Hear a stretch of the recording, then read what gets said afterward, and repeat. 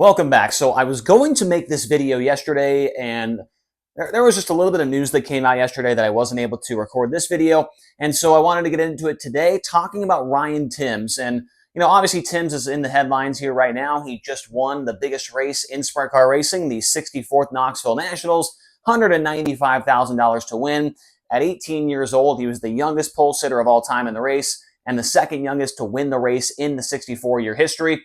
And I wanted to talk about him today because with that victory, he got his first ever National Touring Sprint Car Series win. He did it at the hardest race of the year, which is even more impressive. But every time we get a new National Touring winner, we usually make a video like this here on the Rodman Rundown. We did it for Cole Macedo.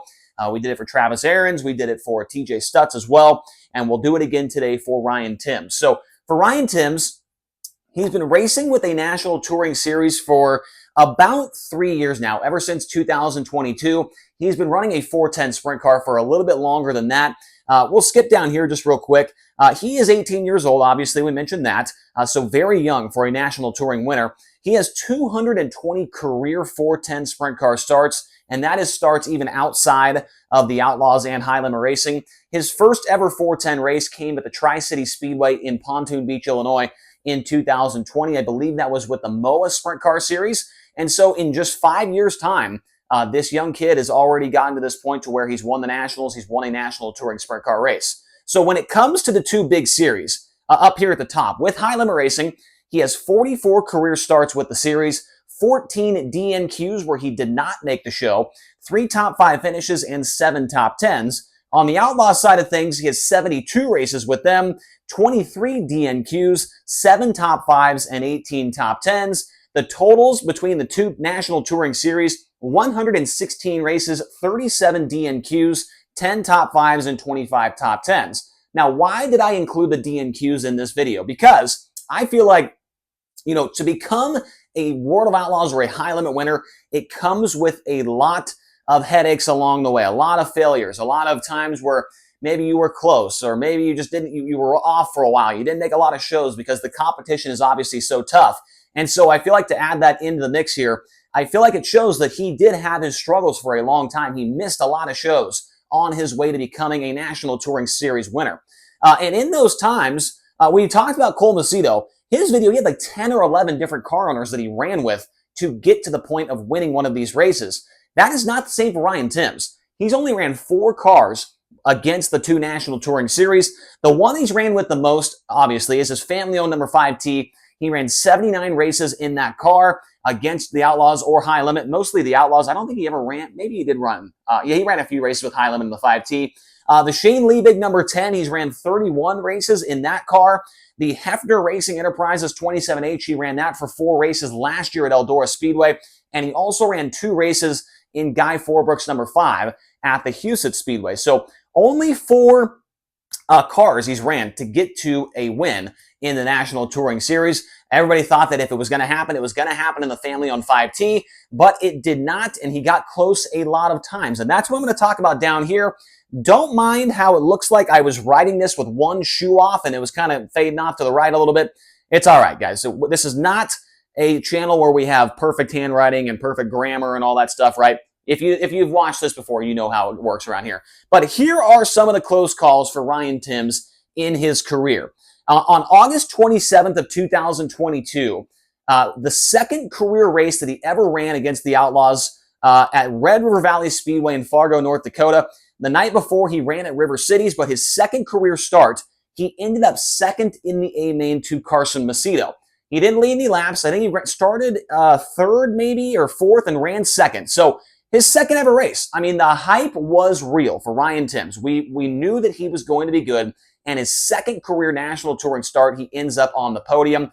And there was a lot of hype. I actually was not there that night. I was actually on vacation that weekend when I was the Outlaw pit reporter. I was in Mexico, and I found out later on, I wasn't paying attention to the race, but I found out later on that Ryan Timms ran second. And I was like, man, I wish I could have been there to see that. But when he ran second that night, he was the youngest driver to ever finish on the podium against the Outlaws. It was like 2 days after his 16th birthday. So that is going to be a hard record to top, but that was obviously a very big night for Ryan Timms. And, a year before that, when he was winning a bunch of races at Huset's, they took a picture on social media, on Twitter, and said, they don't want the smoke. It was Ryan Timms and his team in front of the World of Outlaws trailer. He was not allowed to race with the Outlaws because of how young he was, but he just won at Huset's like the week before the High Bank Nationals. And so there was a lot of, games being playing online for Ryan Timms and the Outlaws. And so it was cool to see him come out of the gate swinging and run second, his second race out.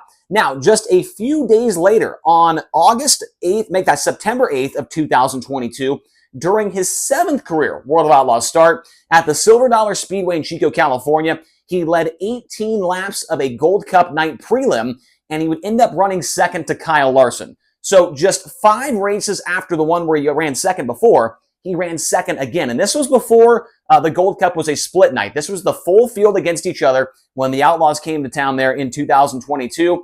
And it was a great battle on this prelim night. I was there between Caleb Henry, Ryan Timms, and Kyle Larson. And Timms got very, very close. Led 18 laps, and everybody's wondering at the time, when is this win going to happen? It's got to be coming here soon. He's already ran second 2 times in the first 7 races, but it would take a lot longer for him to get that first win out of the way. The next time that he would be close to winning a national touring race was on, May 19th of 2024 at the Huset's Speedway, his 45th career World of Outlaws start. He would lead 15 laps in the main event during a High Bank Nationals prelim night, and he would run second to Tyler Courtney. So he almost won 3 races right there within the first 45 starts, but what you'll see is the gap from the 2022 one to the 2024. There was a point in time where Ryan Timms really kind of had some issues. He got a big wreck at Lincoln Speedway in Pennsylvania.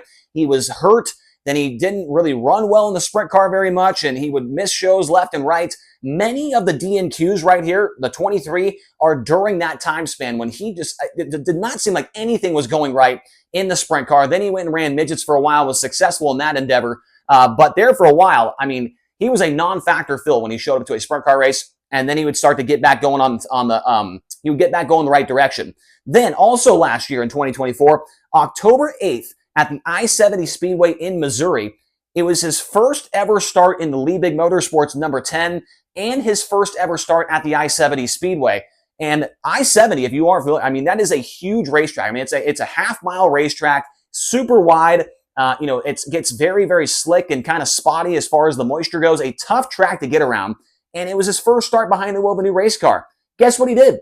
He ran second to Brad Sweet that night. He didn't lead any laps. Sweet won by like 8 seconds or something. He dominated the race. But Ryan Timms was making moves through the field, and he would run second again. For the 4th time in his career against a National Touring Series, he ran second. The very next night, on October 9th of 2024, at the Lucas Oil Speedway, his second start for the Liebig number 10, he led 4 laps of the main event. He passed Brad Sweet, took the lead away, and then under a caution had a mechanical problem. I want to say, I'm trying to remember because I was there, I'm pretty sure it was a fuel leak that took him out of the race. He had to go to the work area, out of the lead under yellow.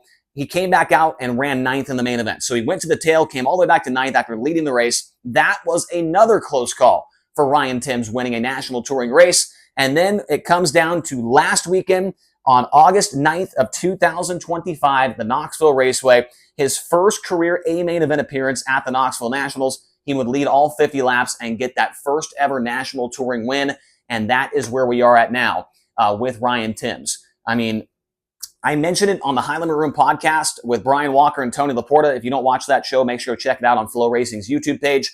But this is the first driver, in my opinion, that we've been able to watch with our own eyes. If you pay attention a lot to racing, you could have watched Ryan Timms on streaming platforms, whether that's Flow, back in the day, Racing Boys, or Fast 4 Media, or whatever. You could have watched Ryan Timms in a junior sprint making his way up the ranks to A-class and outlaw, micros and into 360s and then in the 410s and midgets and all that stuff.